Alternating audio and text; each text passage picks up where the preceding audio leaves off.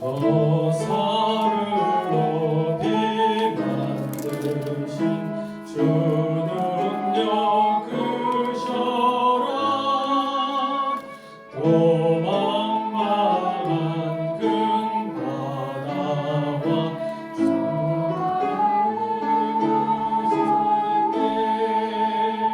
저 맑은 해를 만드사 온 땅을 비추고 무별과 달도 만드신 주 찬송하여라. 이 땅에 넘친 양식은 주의 표시요 주님이 만든 만물은 참 좋은 솜씨일세. 뇌물에게는 모든 것 다 기묘하도다. 이 땅과 하늘 어디나 주 기사뿐일세. 저들의 꽃과 나무를 다 주를 높이며 저 하늘에 뜬 구름도 주 명령 따르게. 지는 모든 생물을 주 돌아보시니 나오는 곳에 있든지 주 함께 계시네.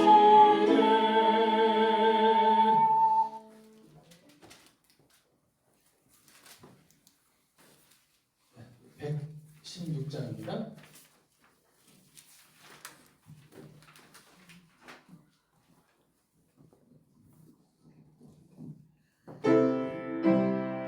일절만 보시겠습니다.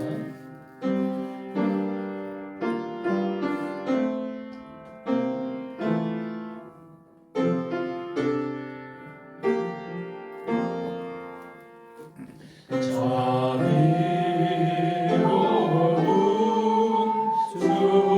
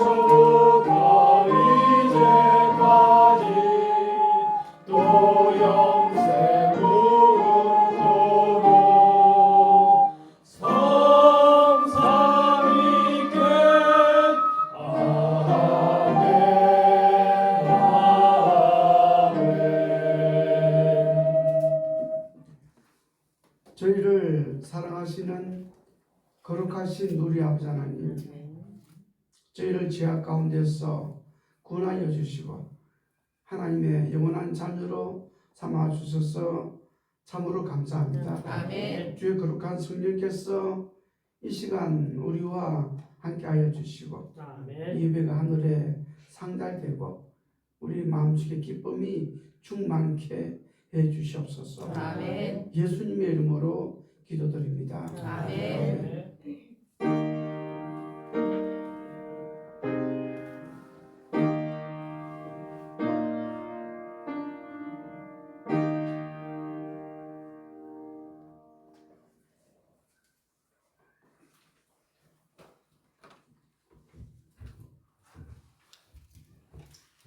일곱 심령이 강한 자는 복이 있나니 천국이 그들의 것이며 애통하는 자는 복이 있나니 그들이 위로를 받을 것이며 온유한 자는 복이 있나니 그들이 땅을 기업으로 받을 것이며 의에 줄이고 목마른 자는 복이 있나니 그들이 배부를 것이며 긍휼히 여기는 자는 복이 있나니 그들이 긍휼히 여김을 받을 것이며 마음이 청결한 자는 복이 있나니 그들이 하나님을 볼 것이며 합평하게 하는 자는 복이 있나니 그들이 하나님의 아들이라 일컬음을 받을 것이며 의를 위하여 박해를 받은 자는 복이 있나니 천국이 그들의 것이니라. 아멘. 아멘.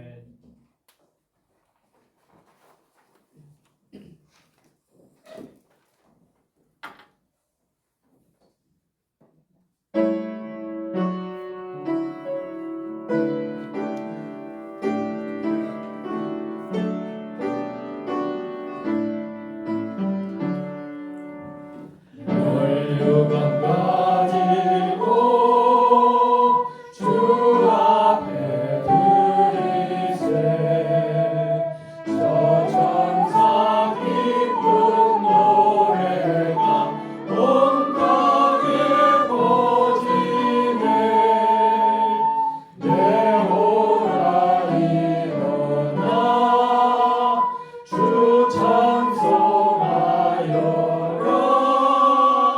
온 백성 죄를 속하신 만왕의 왕일세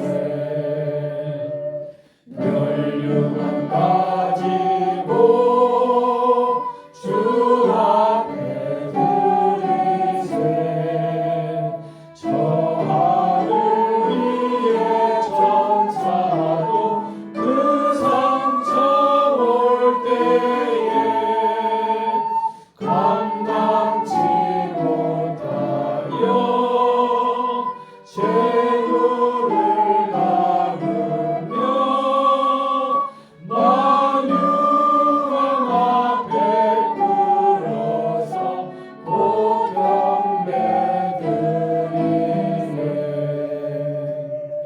멸류관 가지고 주 앞에 드리세 온 세상 전쟁 끝이고 장평화 오겠네 주 보좌 앞에서 온 백성 엎드려 그 한량 없는 영광을 늘 찬송하겠네.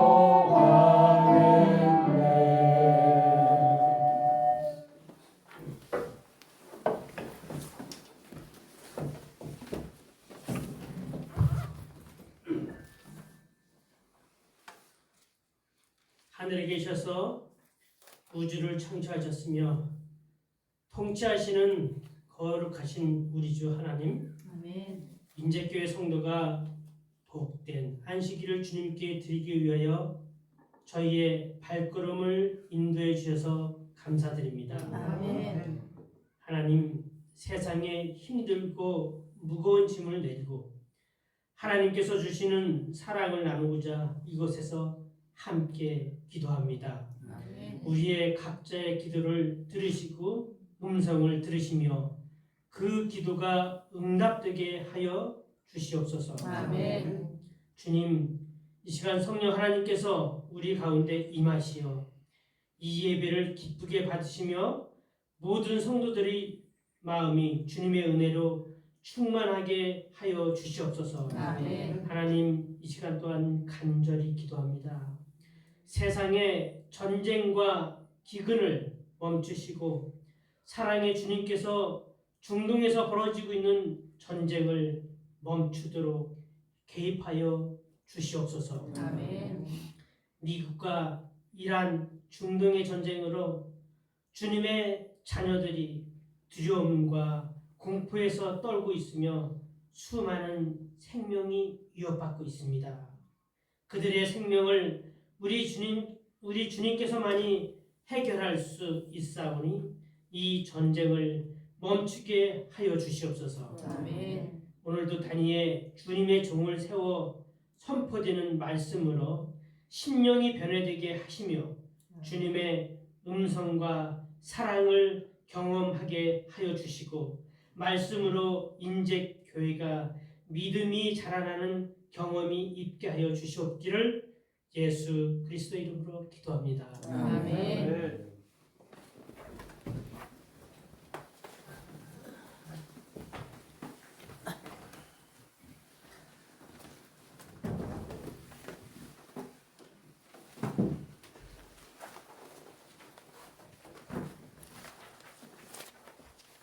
여호와의 눈은 온 땅을 두루 감찰하사 전심으로 자기에게 향하는 자들을 위하여 능력을 베푸시나니. 한번하시겠습니다.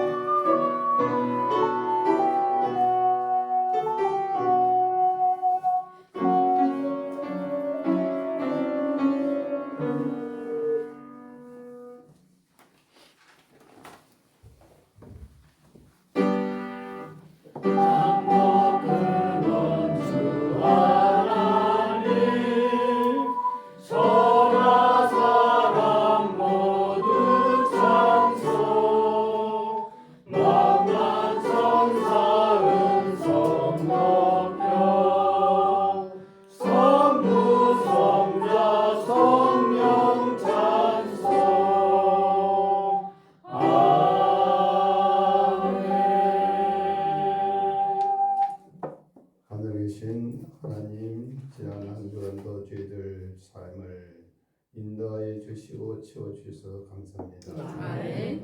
헌금을 마음을 다하여 드렸사오니 헌금을 드린 성도들 위해 하늘의 복을 내려 주시옵소서. 아멘. 헌금이 쓰이는 곳에도 하나님의 은혜가 함께하여 주시옵소서. 아멘. 예수님의 이름으로 기도드립니다. 아멘.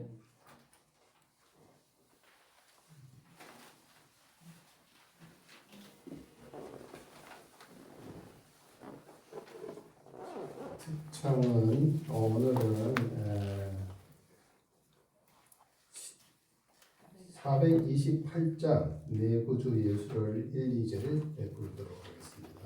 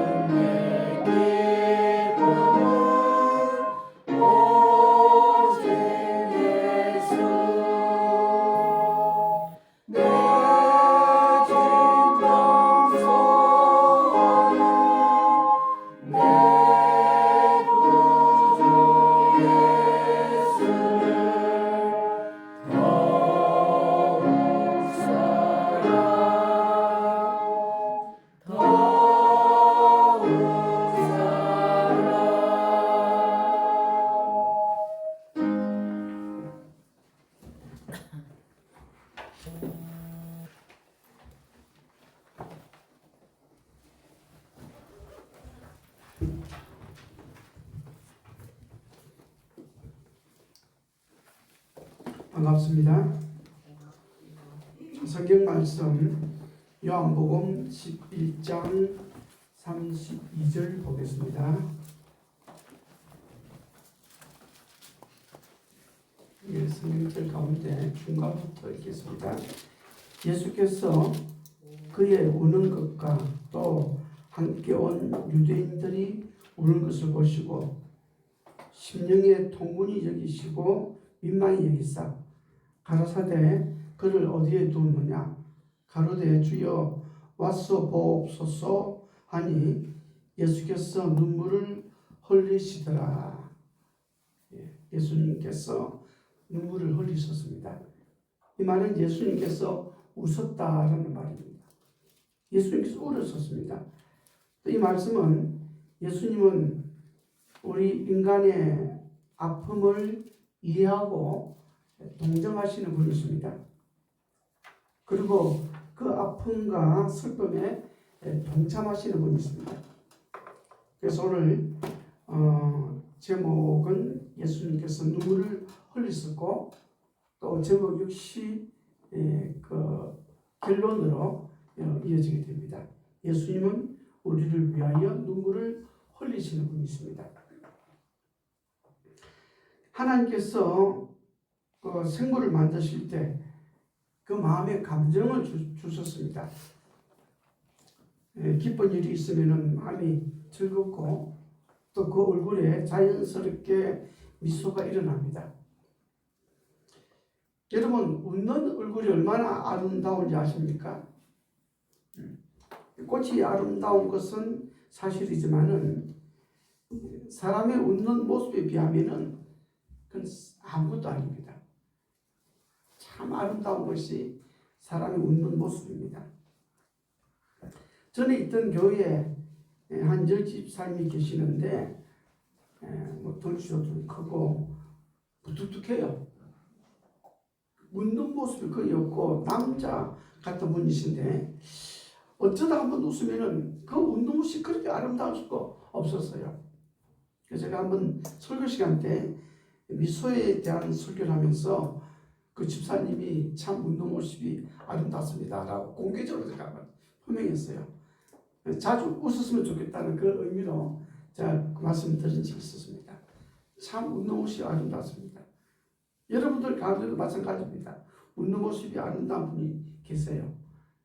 자주 웃으시기 바랍니다. 반대로 슬픈 일을 만나면은 눈에서 눈물이 나옵니다.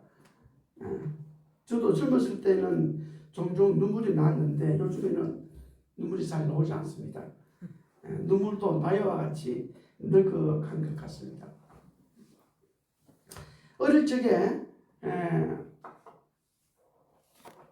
학교에서 단체로 뭐 영화를 보러 간 적이 있습니다. 여러분들도 갔을 것이라고 생각이 듭니다.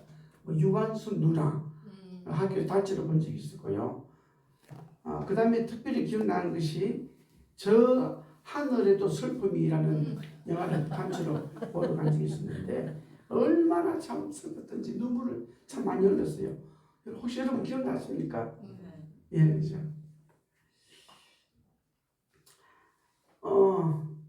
제가 대구에 첫 목회할 적이에요. 그때 KBS 방송국에서 이산 가족 찾기 프로그램이 있었습니다. 그때 굉장했습니다. 그 헤어진 사람들이 KBS 방송국에 가가지고 이만한 이렇게 쪽지를 붙이고 방송에 나오고 그렇게 했습니다. 그래서 사람들 만나면은 이 이야기예요. 이산 가족 찾기. 누가 누구를 만나는지 쭉 이야기하는 겁니다. 그때 저희 집에 TV가 없었어요. 결혼 전에는 우리가 TV 보지 말자 그래가지고 TV 자체를 안 샀습니다.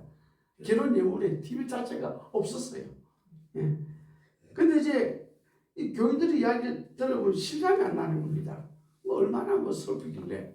그러다가 이제 집사람하고 이제 그때는 방문갈 적에 버스를 타고 손에 방문 가방을 들고 집사람 저하고 방문 다닙니다. 누가 봐도 막 천없이 목사님 부부예요. 딱 가방 들고 두 사람 방문 다니고 그렇게 했습니다. 이 방문 가다가 길 가운데 이렇게 가게에서 이렇게 TV로 보여주는 겁니다. 이산가족 찾기. 근데 제가 처음 봤어요. 말로만 듣던 그 방송을 처음 봤는데 얼마나 제가 감동을 받았던지 죽었다고 생각한 가족이 이제 만난 겁니다. 한 사람은 이쪽에, 한 사람은 저쪽에. 그러면서 이제 막 물어봐요. 뭐 어떻고 막 물어봐는 동시에 와 누구야 그러면서 막 울음이 탁 터뜨리는 겁니다. 그 보는 순간에 막 저도 막 눈물이 막 나오는 겁니다. 그렇죠? 근데 뭐 미안한 그게 없어요. 다 오니까. 네. 저도 울고 뭐 어떻게 보는 사람 다 오니까. 참 그때 이제 이렇게 온 백성이 온 나라가 하나가 돼가지고 그런 슬픔에 공감하게 되고 또 그렇게 해서 많은 가족이 참너무 슬퍼왔습니다. 우리나라만 있는 특이한 현상입니다. 6.25 사변으로 말미암아 민족에 아픔이 생겼고 또 우리나라에 다시는 그런 슬픔이 일어나게 되지 않기를 바라봅니다. 이렇게 참 헤어졌던 가족이 만나면 얼마나 기쁜지 모릅니다. 그 기쁨은 말로 표현할 수가 없습니다. 너무 기쁘면은 눈물이 나오는 겁니다. 예수님께서 재림하실 적에 헤어졌던 가족이 아마 만나게 될 것입니다. 남편도 만나고 아내도 만나고 자녀도 만나고 친구도 만나고 또 내가 전도했던 사람이 또 천국에서 만나고 그 기쁨은 말로 표현할 수가 없는 겁니다. 그 큰 기쁨에 저와 여러분이 동참하게 되길 바랍니다. 아멘. 김 장로님, 최 장로님 얼마나 기쁘겠습니까? 그죠? 얼마나 기쁘겠습니까? 이처럼 사람들은 감정이 있기에 서로 사랑하고 또 같이 기뻐하고 때로는 슬퍼하기도 하고 또 때로는 싸우기도 합니다.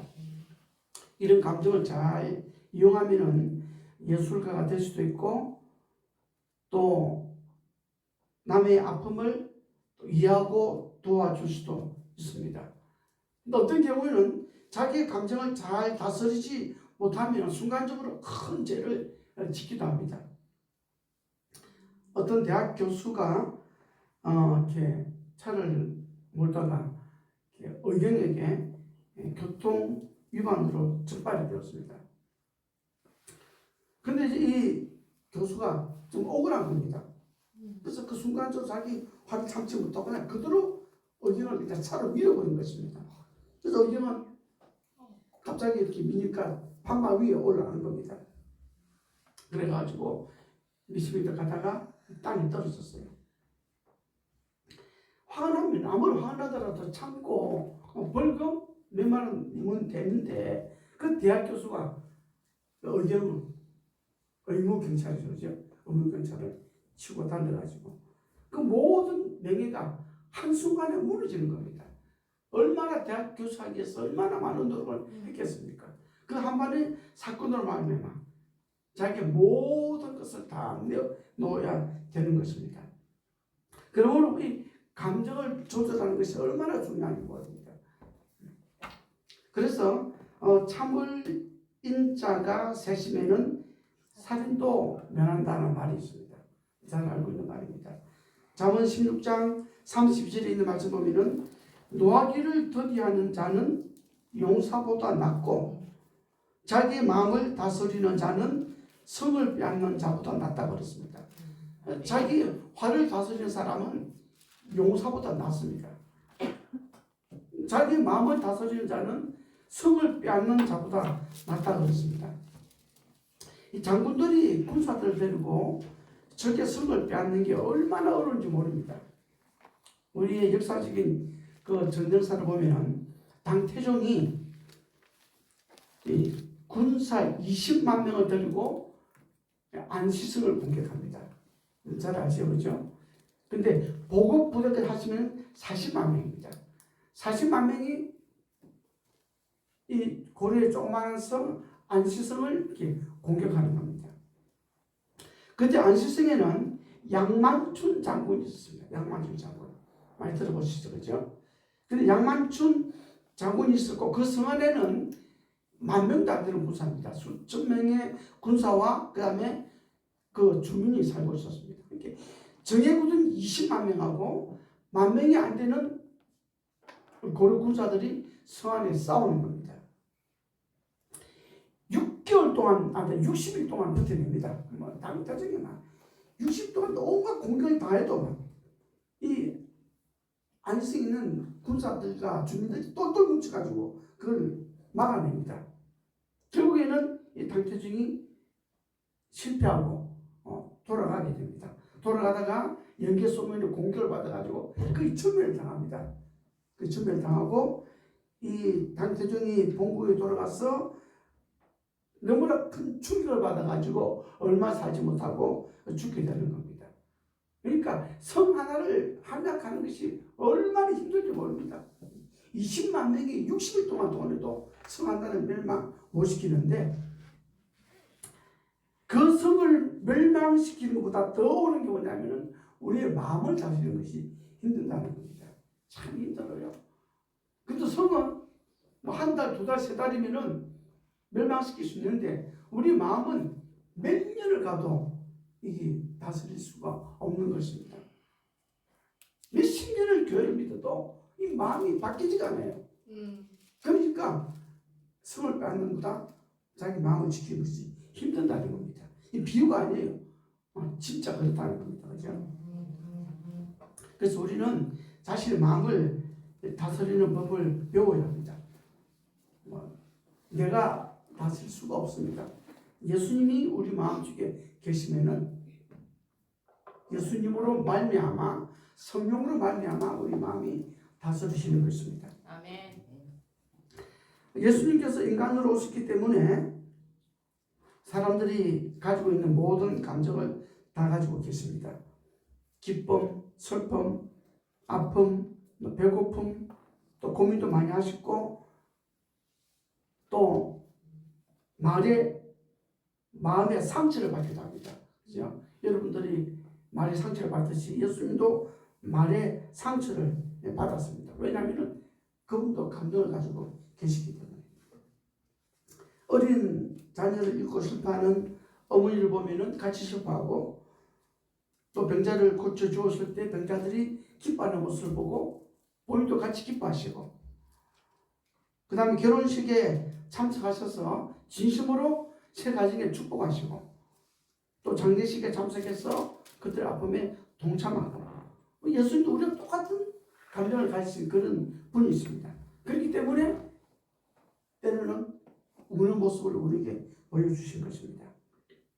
이 사복음서를 보면은 예수님이 웃었다는 장면이 3번 나옵니다. 3번 웃었어요. 물론 그보다 더 많이 웃었는데 성경 가운데 기록된 것은 3번 기록되었습니다. 그러면은 예수님이 웃었다는 기록이 몇 번 나올까요? 성경 가운데 없어요. 네, 한 번도 없습니다. 그럼 우리 추측할 수 있어요. 예수님은 좀 울보신가? 자주 우시는 분이신가?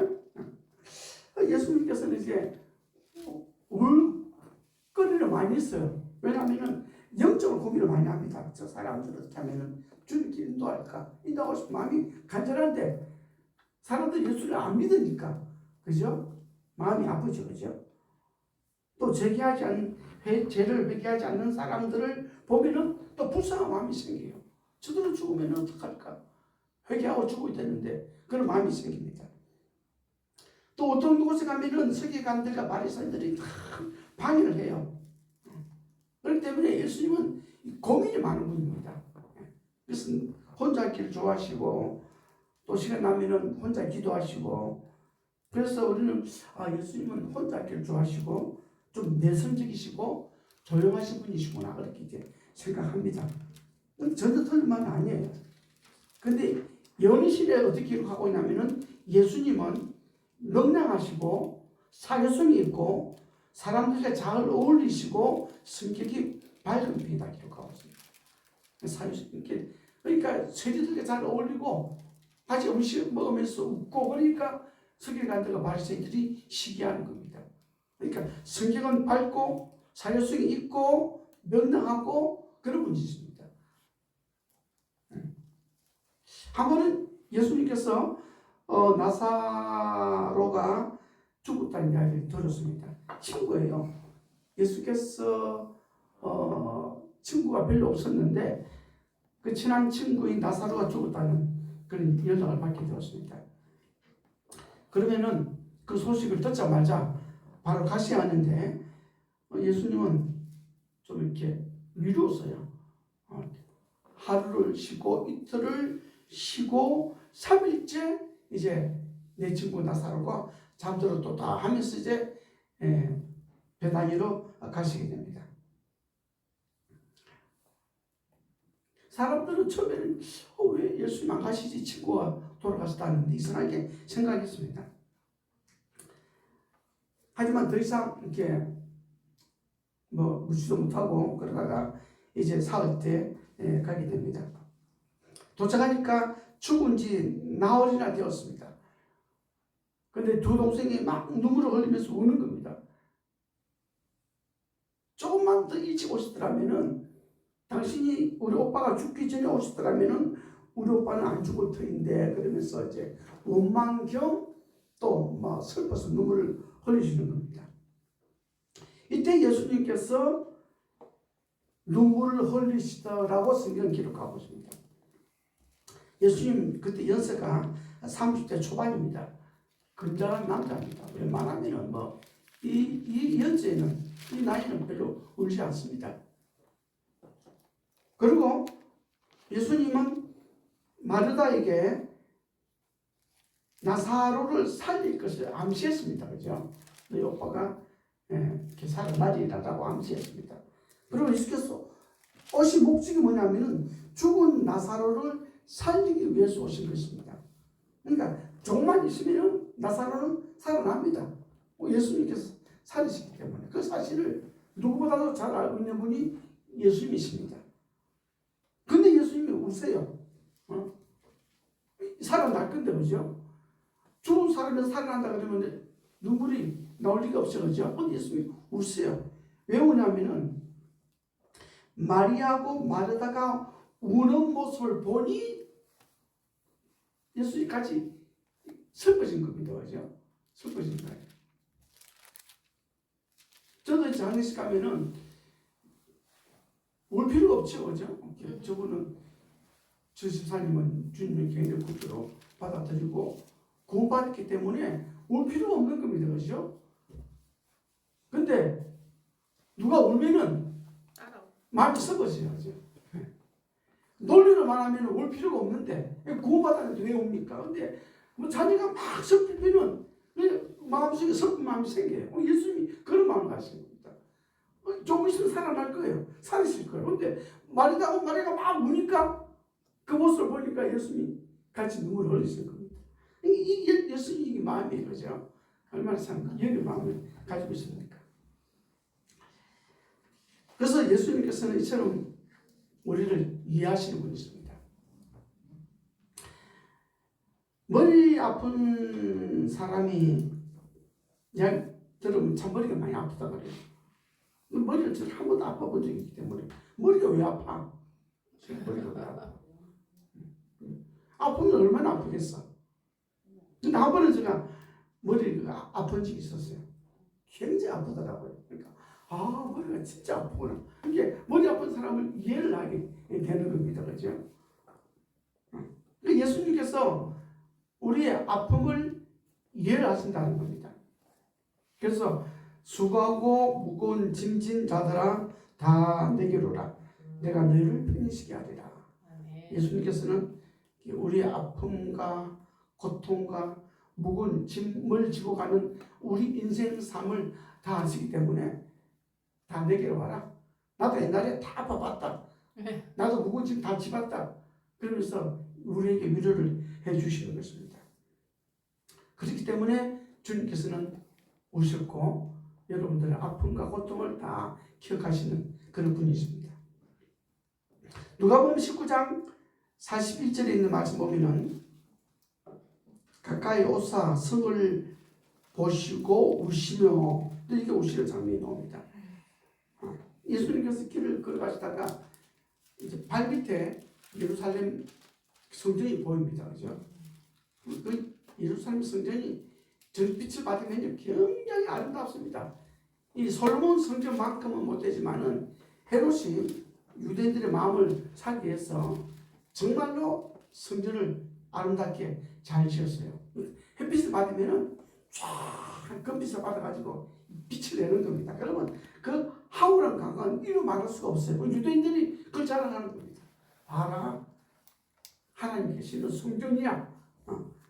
그래서 이제 이 언덕 위에서 예루살렘 성전을 보는데 유대인들은 이렇게 막 기쁨이 넘쳐가지고 와, 하나님 아름다운 전이야 그러는데 예수님은 반대로 우시는 겁니다.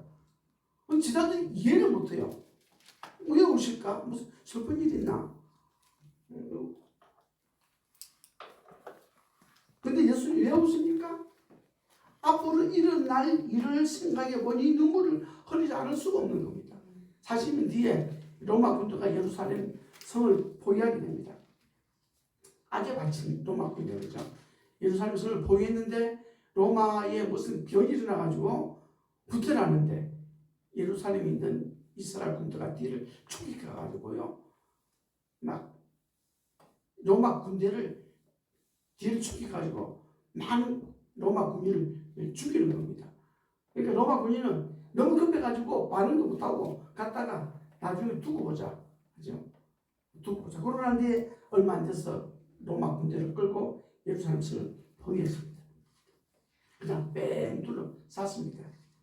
멀리 떨어졌어요. 누가 배우고 보니까 이게 뭐 가죽을 삶아봐야 뭐가 나오겠습니까, 그죠? 가죽이 생물이잖아요, 그죠? 가죽을 삶아가지고 그 국물을 먹는, 마치 곰탕 끓여 먹듯이, 뼈를 고아 먹듯이, 그죠? 가죽을 고아가지고 그 국물을 마실 정도입니다. 나중에 그것도 없으니까 지나가는 아이를 잡아다가 삶아서 먹습니다. 그러니까 이제 집에서 아이를 단속하니까 나중에는 서로 바꿔 먹는 겁니다. 이건 있을 수 없는 일이에요. 자기 자녀를 바꿔서 먹는 이 일은 불행히도 하나님을 믿지 않는 나라에는 이런 일이 없습니다. 성경에는 하나님 믿는 백성들에게 이런 고통이 주어집니다. 그러니까 이런 비참한 일은 차라리 하나님을 모르는 사람들은 하나님을 신뢰하지 않습니다. 근데 하나님 믿는 사람의 끝까지 하나님을 거역하고 배반하면은 가장 무서운 이런 일이 예루살렘에 생긴다. 이런 일이 다른 성에는 생긴 일이 없어요. 예루살렘 성 안에 이런 일이 생겼습니다. 그 관계를 보니 예수님이 너무 마음이 슬퍼지는 겁니다. 그래서 성을 보시고 우신 것입니다. 예수님께서 이처럼 눈물을 많이 흘리셨는데 그 눈물이 자기를 위해서 흘린 눈물은 없습니다. 다른 사람들의 슬픔을 내다보시고 이렇게 우신 것입니다. 마태복음 5장 4절에 있는 말씀 보면은 애통하는 자가 복이 있다고, 애통하는 자가 복이 있나니 저희가 위로를 받을 것이며 라고 기록하고 있습니다. 애통하는 자, 마음이 아파서 슬프는 자입니다. 이 애통하는 것은 어떤 내가 뭐 슬픈 일을 당해서 우는 것이 아닙니다. 사랑하는 자가 죽어서 억울한 일을 당해서 몸이 아프거나 외로움 때문에 우는 것이 아니고 영적인 울음을 이야기하고 있는 겁니다. 자기의 지은 죄 때문에 슬피 우는 자, 그런 자가 복이 있는 것입니다. 시편 34편 18절에 있는 말씀 보면은 여호와는 마음이 상한 자를 가까이 하시고 중심으로 통회하는 자를 구원하시는도다. 이렇게 마음이 상한 자, 그 다음에 통회하는 자, 자신의 죄에 대하여 슬퍼하고 그 다음에 통회하는, 기쁜 눈물을 흘리는 그 울음이 그 울음을 가진 자를 가까이 하신다는 것입니다. 이 베드로처럼 예수를 3번 부인하고 난 뒤에 겟세마네 동산에서 통의 눈물을 흘립니다. 그런 자를 하나님이 사랑하신다는 것입니다. 오늘 눈물이 메마를 때 살아가고 있습니다. 우리에게도 눈물이 필요합니다. 어떤 눈물이냐면은 자기의 죄를 자복하고 진심을 뉘우치는 그런 눈물이 필요하다는 것입니다. 그 울음이 우리를 하나님께 나아가게 만들고 우리 마음의 문을 열게 만드는 것입니다. 시편도 51편 17절에 있는 말씀 보면은 여호와께서 구하시는 제사는 상한 심령이라. 하나님이여 상하고 통해하는 마음을 주께서 멸시치 아니하시리이다. 하나님이 구하시는 것은 상한 심령입니다. 이스라엘 민족에게 제사는 굉장히 중요한 겁니다. 6월절이 되면은 전 세계에 흩어져 살던 유대인들이 예루살렘으로 방문합니다. 그러면은 평상시에는 뭐 몇만 명 살던 성이 100만 명, 200만 명 넘어갑니다. 전 세계에서 다 모이죠. 그만큼 제사와 절기가 중요합니다. 근데 제사와 절기보다 더 중요한 것이 뭐냐면은 자기 죄에 대하여 통회하는 마음입니다. 이걸 요즘 말로 말하면은 하나님이 원하시는 것은 안식일에 예배를 드리는 것이 아니라 진정으로 자기의 죄에 대하여 자복하는 것이다 이 말입니다. 그죠? 안식일이 덜 중요한 말이 아니에요. 안식일이 중요한 건 우리가 다 알고 있습니다. 근데 안식일보다 더 중요한 게 있다면은 회개하는 눈물이라는 것입니다. 죄를 지어도 회개하는 마음도 없고 뉘우침이 없이 교회 와가지고 안식 예배를 잘 드리는 것 아무런 의미가 없다는 것입니다. 예배보다 더 중요한 것은 상한 심령, 뉘우치는 마음 이것이 더 중요하다는 것입니다. 잠언 28장 13절에 있는 말씀 보면은 자기의 죄를 숨기는 자는 형통하지 못하나 죄를 자복하고 버리는 자는 불쌍히 여김을 받으리라 그랬습니다. 내 죄를 숨기는 자는 형통하지 못합니다. 그렇죠? 그러나 자기 죄를 자복하고 버리는 자는 하나님께로부터 불쌍히 여김을 받습니다.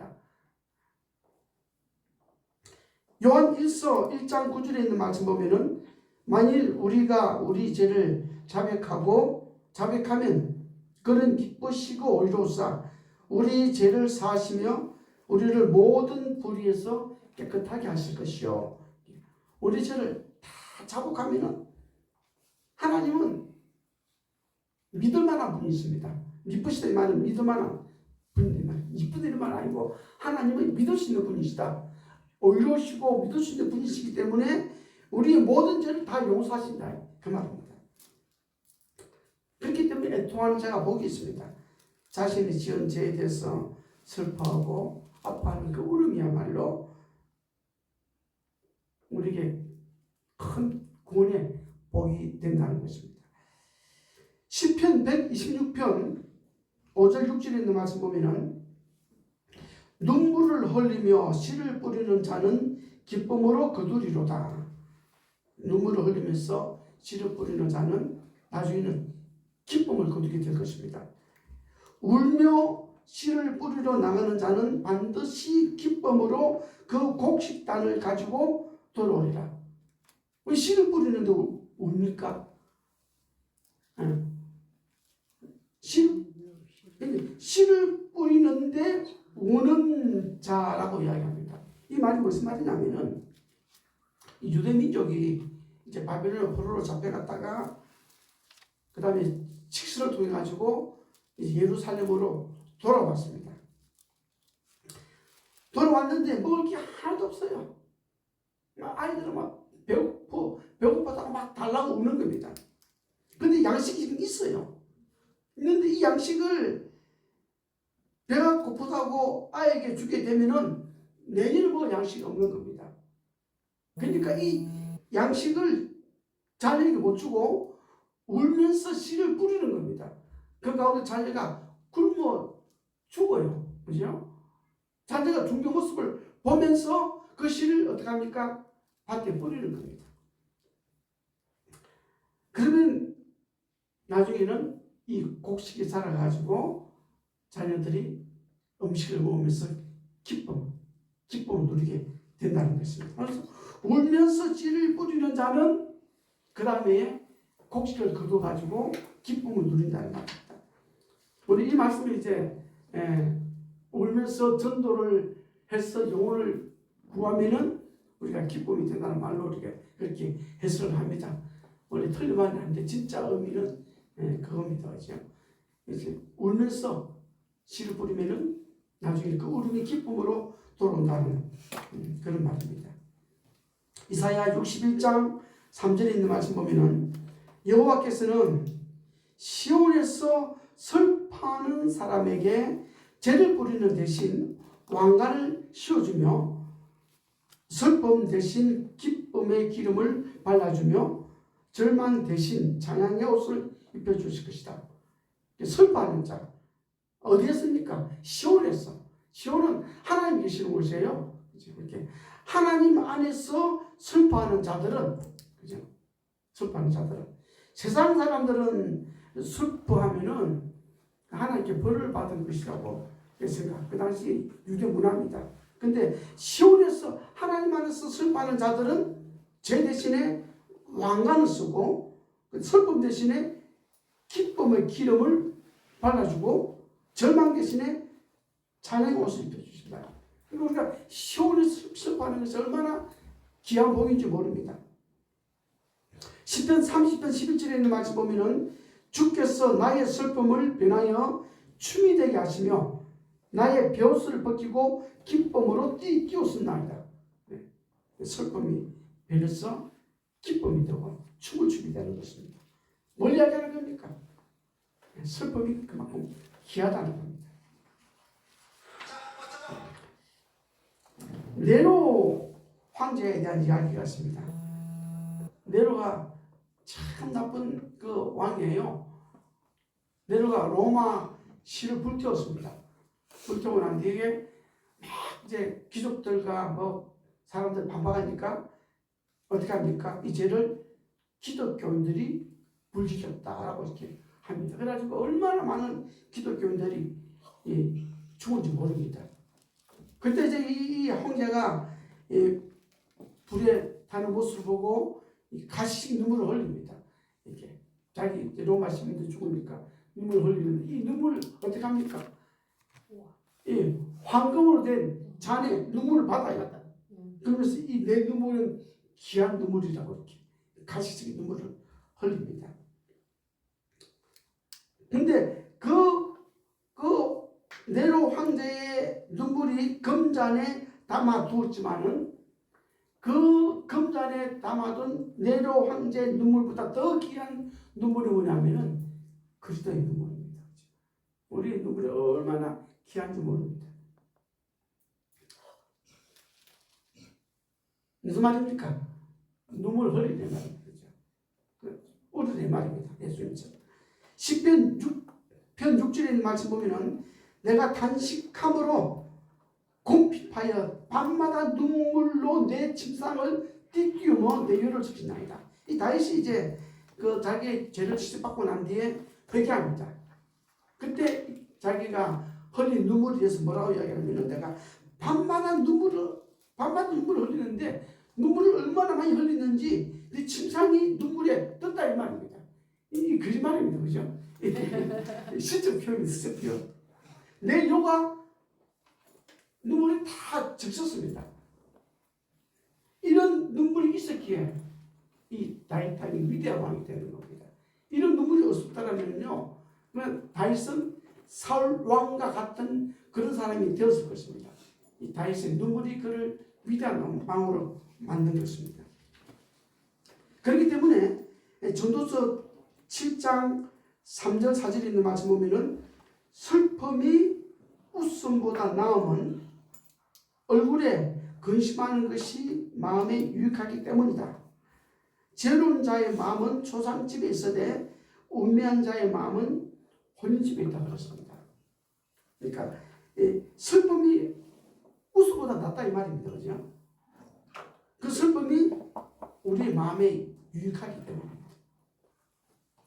지혜로운 사람은 아픈 마음을 가진 초상집에 있지만은 미련한 사람은 혼인집에 있어가지고 내일 뭘 맛있게 먹을까 그거만 생각하는 겁니다. 그러니까 지혜로운 자와 미련한 자의 차이가 뭐냐면은 지혜로운 사람은 아픔에 상대방의 아픔에 관심을 가지는 자입니다.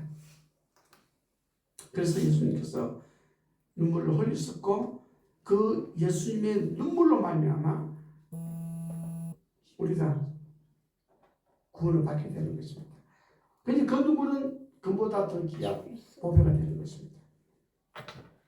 에스겔 9장 4절에 있는 말씀 보면은 너는 예루살렘 성읍을 순행하여 그 가운데서 행하는 모든 가증한 일을 인하여 탄식하며 우는 자의 이마에 펴라라고 이야기합니다. 임하는 모습을 이야기합니다.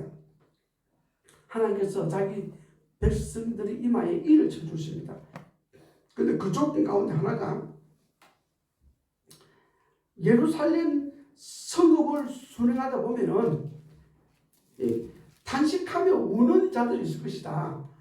이 우는 자들은 백성들의 죄 때문에 우는 자들이 있다. 그런 자들에게 이마에 하나님이 인을 치라는 것입니다. 이 마지막 때에 하나님께서 자기 백성들이 이마에 인 칠 것입니다. 인치는 사업에 지금 전개되고 있습니다.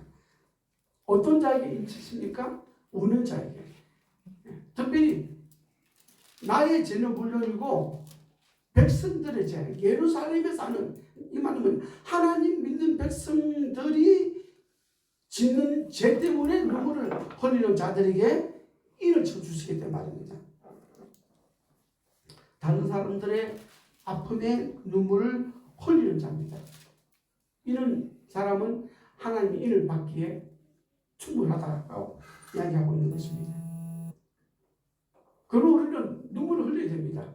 누구를 위해서? 나를 위해서 눈물을 흘려야 되고 그 다음에 우리 인재 교인들의 아픔을 위해서 또 그들의 죄 때문에 눈물을 흘려야 합니다. 그런 자들에게 하나님께서 자기 백성이라고 인을 쳐주신다고 말씀하십니다. 10편 38편 18절에 있는 말씀 보면은 내 죄악을 구하고 내 죄를 슬퍼함이니이다 라고 이야기합니다. 그래서 애통하는 자들은 복이 나니 저희가 위로를 받을 것이며 라고 이야기하고 있습니다. 그런데 우리가 언제까지만 눈물을 흘릴 수가 없습니다. 우리 눈에서 눈물이 사라질 때가 있습니다. 그때가 언제냐면은 요한계시록 21장 4절입니다. 모든 눈물을 그 눈에서 닦아주시니 다시는 사망이 없고 애통하는 것이나 곡하는 것이나 아픈 것이 다시 있지 아니하리니 처음 것들은 다 지나갔음이라. 처음이라는 것은 우리가 지금 이 땅에 살고 있는 모습을 이야기하고 있습니다. 우리가 이 땅에 살 적에는 눈물이 있고 고통이 있고 애통이 있고 사망이 있습니다. 근데 우리가 하늘에 가면은 하나님께서 우리 눈에 있는 눈물을 다 씻어주십니다. 씻겨주십니다.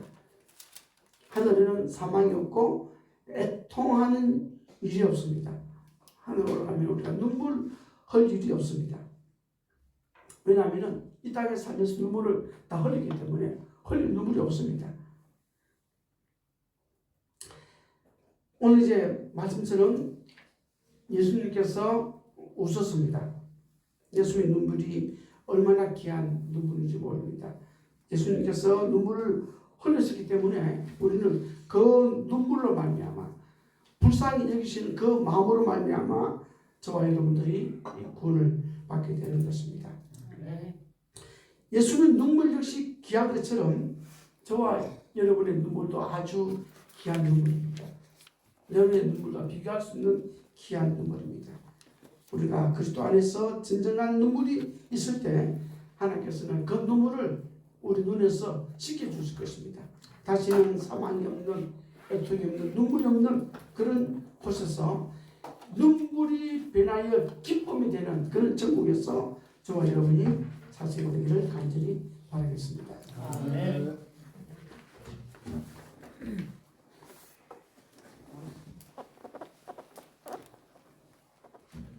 감사합니다. 예, 이제 일어나셔가지고 마치는 찬미 390장 우리에게 목소리 기도를 드리겠습니다.